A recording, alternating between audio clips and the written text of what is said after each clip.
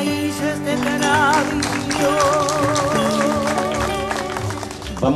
Les voy a contar dos cositas sobre el origen del libro, que fue una propuesta de la USACH. Me hice cargo un poco de este libro porque había estado leyendo algunas cosas de Camilo Enrique, sobre todo sus propuestas en torno al problema indígena, que es muy curiosa. Camilo Enrique se metió en casi todo, fundador de la prensa chilena. Sin embargo, no recibió, digamos, en este bicentenario que yo sepa, ningún gran homenaje.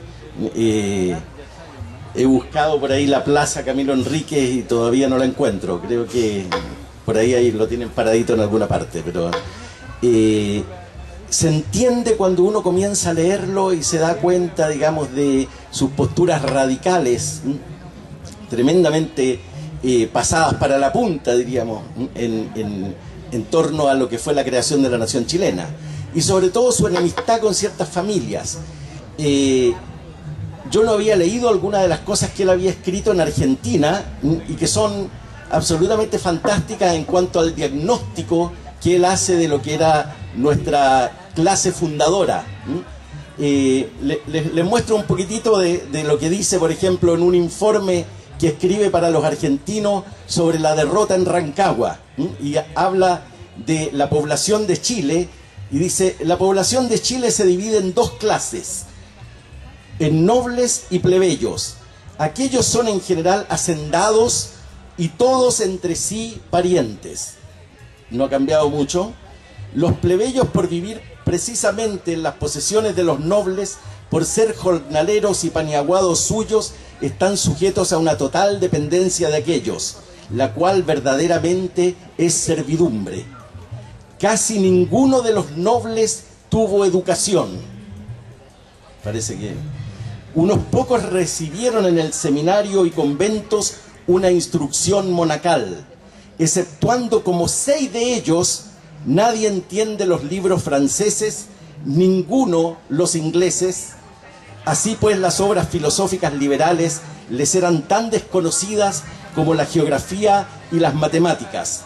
Ni sabían qué era la libertad, ni la deseaban.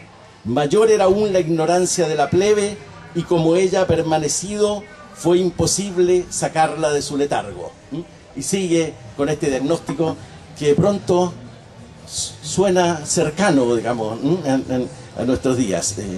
Por lo menos según en Mercurio, el 70% de los ejecutivos chilenos no entiende lo que lee. A pesar de eso les va bien, parece.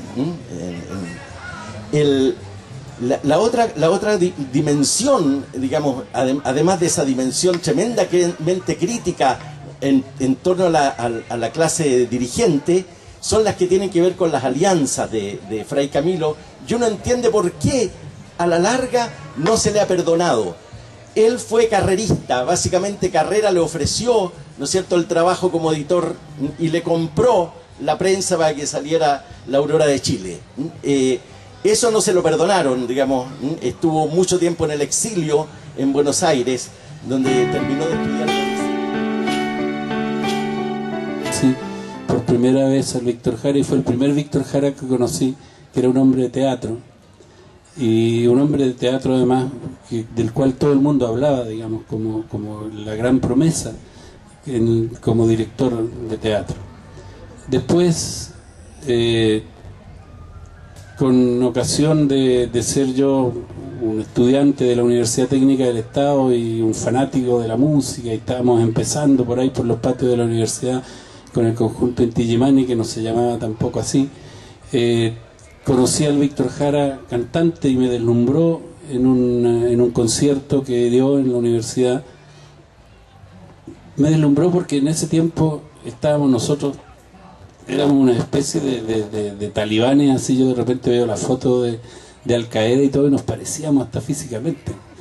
Era una cosa así profunda, oscura, de alguna forma, con una fuerza interna, pero tremendamente contenida y tremendamente así. O sea, llevamos sobre nuestros hombros todo el peso de los males de la humanidad y estábamos destinados a solucionarlo. Era mucho para gente que tenía 18 años. Y Víctor Jara era luminoso, y veo que, y bueno, en ese tiempo estaba de moda también entre los estudiantes universitarios el conjunto Quilapayún, y el conjunto Quilapayún era una cuestión impresionante, realmente, o sea, fuera de haber sido una revolución en la música chilena, era impresionante en escena, porque eran estos 4 al principio, luego 5 y después más, personajes vestidos de negros, con barba. Entonces su actuación era una especie de ceremonia, casi una especie de misa política, así de una fuerza tremenda. Y nosotros seguíamos eso con mucha convicción. Y siendo Víctor Jara director del Quilapayún, sus conciertos eran de una luminosidad increíble, era todo lo contrario. Víctor Jara sonreía y se iluminaba todo el escenario, todo el teatro donde estábamos. Y conocí a este otro Víctor Jara que poco a poco empecé a conocer. Más tarde él trabajó con nosotros, trabajó intensamente con nosotros, hicimos con él cosas bastante importantes, y es que hasta aquí Jorge Insunza debe acordarse perfectamente el día que en mi casa, en la casa de mis padres, con Sergio Ortega se compuso el himno Venceremos. Magno Espinosa es un personaje prácticamente desconocido de la historia de Chile, salvo para los especialistas, o yo diría los ultra especialistas en la historia del movimiento obrero. Y es desconocido por varias razones. En primer lugar, porque no se trata de un personaje salido de las filas de las clases dirigentes. No fue ni hijo de aristócrata, ni de burgués, ni siquiera hijo de la clase media. Fue un simple obrero que vivió hacia fines del siglo XIX y comienzos del siglo XX, y que si logró alguna connotación en su época fue única y exclusivamente por sus actos que rompían con las normas, con la moral establecida, con las ideas dominantes, y por sobre todo porque atentaban en contra del sistema oligárquico de dominación que existía en nuestro país por aquellos años. ¿Quién fue Magno Espinosa?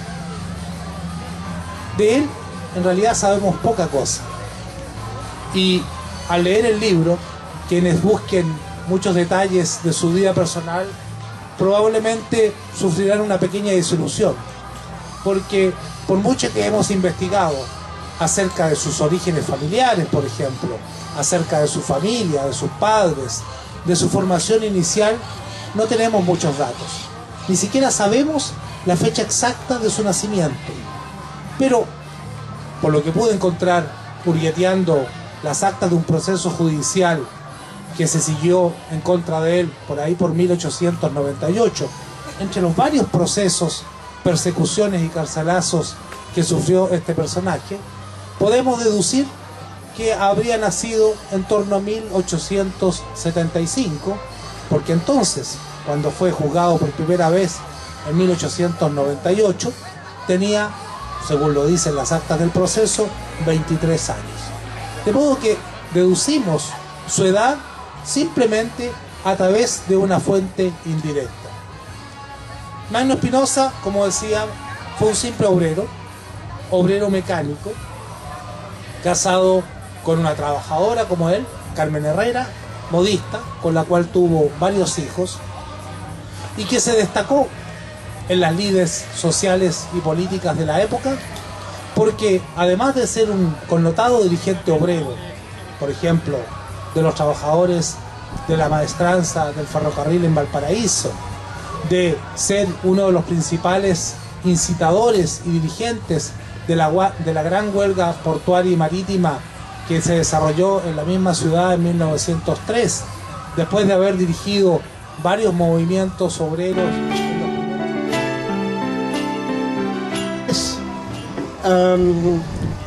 Ignacio Domeyko no es simplemente una calle de las cercanías, sino que fue un intelectual que contribuyó a la formación del Estado chileno, a la formación de la educación nacional durante 40 años de su vida. Primero que nada, él nació en Polonia en 1802 y obviamente nunca supo que estaba destinado a venir a Chile. En esos años la pequeña aldea campesina donde él había nacido fue invadida, estaba invadida por los rusos, y entonces Ignacio Domeyko participa como rebelde contra la opresión invasora extranjera. Se va a Francia, en Francia estudia ingeniería con grandes científicos, se forma extraordinariamente bien y le ofrecen la posibilidad a Ignacio Domeyko de venirse a Chile, a Coquimbo. Después de reflexionar sobre ello, decide cruzar el Atlántico y llega en 1838 a Coquimbo. Muchos de ustedes conocen Coquimbo, ¿verdad? Saben lo hermoso que es como bahía. A ese lugar llega cruzando la cordillera a lomo de mula y a caballo después desde Santiago hasta Coquimbo. Escribe una frase muy simpática sobre Coquimbo. Cuando ve la ciudad dice: esta ciudad es fantástica, no hay una sola puerta con cerradura. No había ni una sola cerradura, porque todos eran tan honestos en Coquimbo que no era necesario que hubiera cerraduras o chapas en las puertas. Eso ha cambiado evidentemente con el tiempo, pero queda impactado y comienza a trabajar allí formando la escuela de minas de Coquimbo. Se vuelve un investigador en geología, en aguas, hace geomensura, prueba diferentes materiales, publica artículos constantemente enviados Es un libro de crónicas que cuando empecé a juntarlas, a ponerlas una detrás de otra en sentido cronológico, me resistía a la tentación de arreglar nada, de corregir nada, de que hubiera nada que fuera mi punto de vista actual sobre las cosas, porque los seres humanos somos dialécticamente cambiantes y vamos viviendo de acuerdo también a nuestras circunstancias. Entonces quise que fuera como una foto en cada momento, cada artículo o cada reflexión.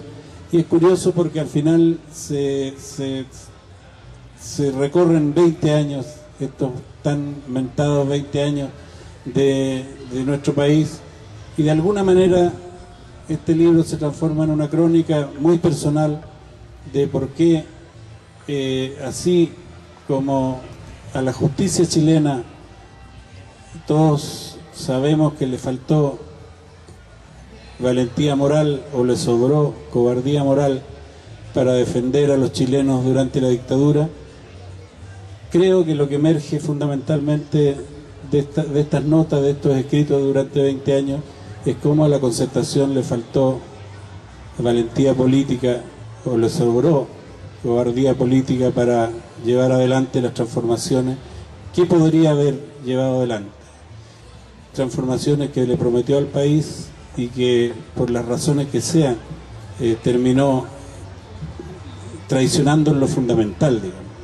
También estoy de acuerdo con el compañero Hugo Facio en que la Concertación no es lo mismo que la dictadura, desde luego que no. En la etapa, los 20 años de la Concertación no son lo mismo que los 17 años atroces de la dictadura de Pinochet, pero sin duda la promesa que llevó a la Concertación al gobierno de alguna manera es y fue una promesa incumplida, y esa es la razón principal, creo yo, por la cual tenemos hoy día un gobierno de derecha, no porque la derecha se haya ganado el gobierno.